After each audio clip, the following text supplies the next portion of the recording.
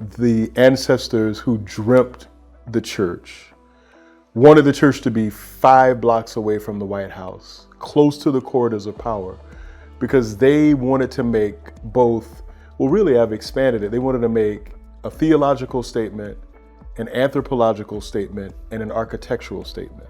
So the theological statement that they wanted to make was that the God of the American empire was not the God of the universe. The God that took land, labor, plundered, was not the God of all human beings.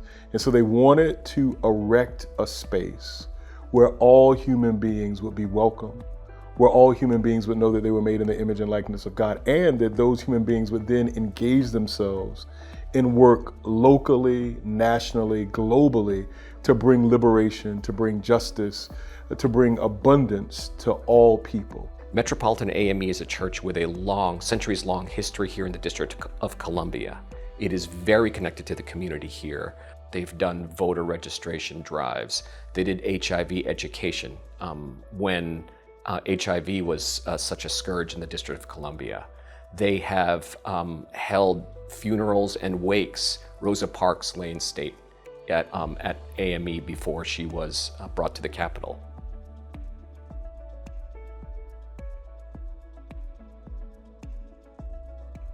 Shortly thereafter, I got a communication from Cornell Brooks, the former president of the NAACP, who's also a member of the congregation. He connected me with Washington Lawyers Committee. He was the one that made the introduction. And he said, I recommend that these be your partners in this pursuit. We needed to hold the Proud Boys accountable. We needed to hold their leadership accountable. And we brought several claims against them for destroying a Black Lives Matter banner on the property of the church.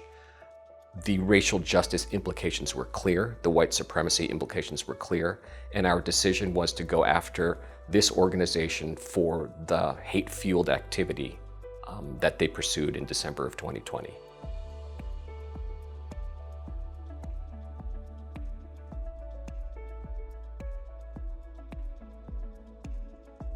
This case went to a default judgment hearing last year. Which is what happens when defendants just don't respond to a case. And the result of the default judgment hearing was a judgment of punitive damages of over $1 million against the Proud Boys organization and the defendants who were members of the Proud Boys who led this attack on the church, which was an incredible victory. So where we are now is trying to enforce that judgment. So we're continuing to take discovery of the Proud Boys, we're continuing to depose them, we're continuing to pursue discovery of where their assets are so that we can collect. I hope that the case also serves as an example for other hate-fueled organizations that would try to do the same thing. It's incredibly important to hold not only the Proud Boys and its leadership accountable, but every other hate-fueled organization that would threaten equality in this country, that threatens racial justice in this country, and that acts the way that the Proud Boys did in this case on their agenda of hate.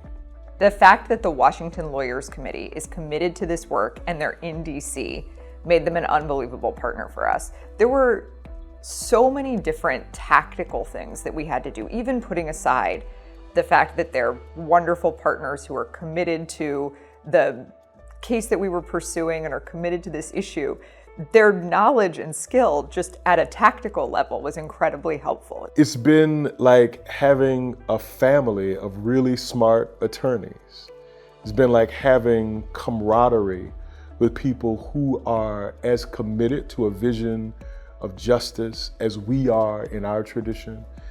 It's been people walking me through every detail, preparing me late nights, early mornings, ensuring that every legal stone was turned over, that every possible potential outcome that would hold the Proud Boys and others like them to account, that would come into being.